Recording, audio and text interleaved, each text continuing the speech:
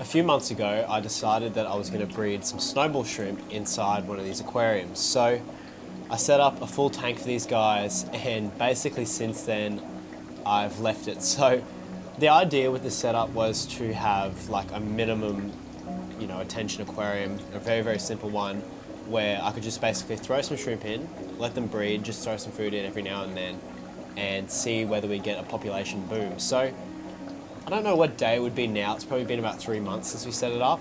In here we do have snowball shrimp, so they're really, really cool shrimp. They're like a clear sort of shrimp. But the reason they're called snowball shrimp is when the females become pregnant and buried, the eggs that they have inside of their pleropods, which is their shrimp flaps, I like calling them that, they look like little snowballs. So that's really cool to see. I know for a fact we have had breeding. What's happened with this aquarium is I literally just left it, like I didn't touch it. I let it drain like a little bit, like just due to evaporation. And you can see here we've got a line actually where the algae was.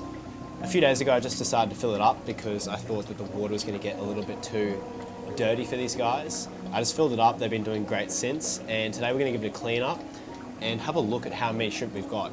I don't know if it's that many, I think we started off with 20. We'll see how many we have today, but I've got myself a little card here, so we're going to give the front a scratch down and try and clean up the algae off of the glass. Another thing I have noticed is that the glass, or the aquarium, is filled with seed shrimp. So seed shrimp are like harmless little tiny crustaceans, I think. They're crustaceans. They're just little freshwater things that you find inside of aquariums. They come in on plants and stuff like that. And when you don't have fish that eat them, they kind of boom in a population. So it happens often in shrimp tanks. It's actually very, very thick algae. I'm going to leave the backs and sides and bottom and stuff like that. We're just going to clean up the front so we can see what's inside. So I think I've got most of it out here. There is a lot of hair algae, first thing I'm noticing. And I don't know about how many shrimp we've got. Guess we'll have to find out. There is also quite a bit of duckweed on the top, so I'm going to try and remove a bit of that so we can get more light. Use our hand and scoop that off the top. I literally have not cleaned this tank since we set it up 3 months ago. I just left it as it was. Yeah, just let the shrimp breed in there and fed them, I think, once every 2 or 3 days with a bit of flake or pellet or something like that. Nothing too crazy. And yeah, I've probably given this tank about 5 minutes of attention since we set it up. So you can see that. I mean, like, it's not a pretty tank. It's not a crazy planted tank. But it is really, really easy to breed these shrimp. So I'll let everything settle down and then we'll give them a feed and see how many come to the front. Okay, so it's been a few minutes and the aquarium's like settled down a little bit. So before we feed them, firstly I've noticed that this bit of Java moss here, it's just been taken over by hair algae.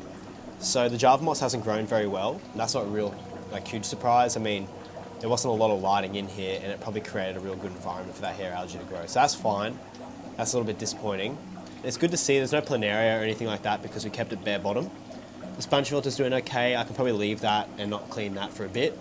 And the shrimp seem to be doing fine. So what we're going to do is we've got some little shrimp sticks here. I'm going to go ahead and just put them right in the front so you can see all the shrimp kind of come out and take over these little sticks. Let's put it down here. And we'll see how those little shrimp sticks go. They've run straight to them.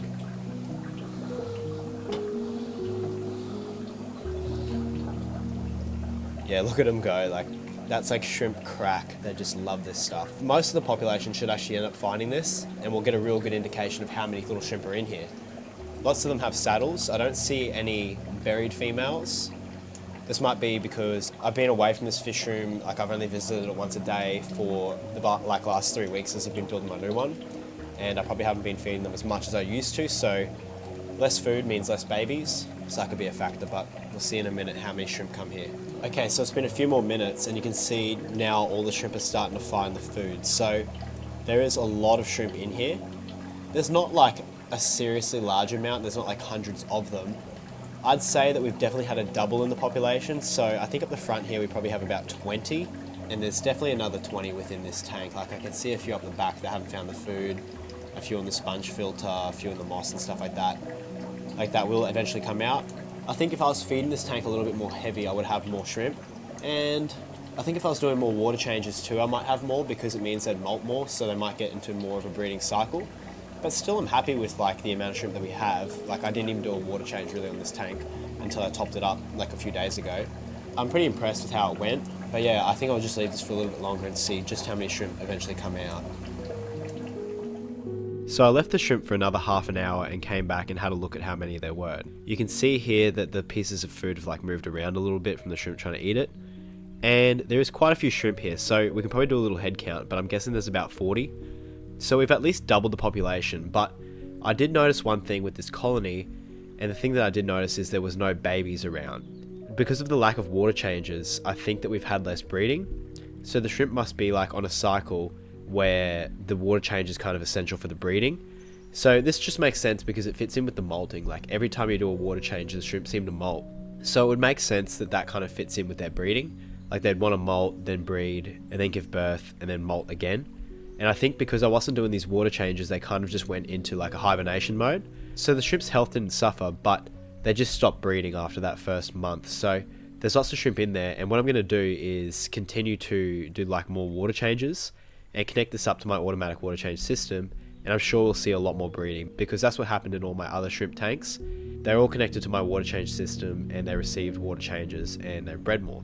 This is a really interesting observation, but I'm still very, very happy with how this project went. I'm going to continue to keep you guys updated with how many shrimp we get. I'm going to turn the water change system on and hopefully we get a heap more shrimp. Thank you so much for watching this video, guys. I really do appreciate it, and I'll see you guys in the next one.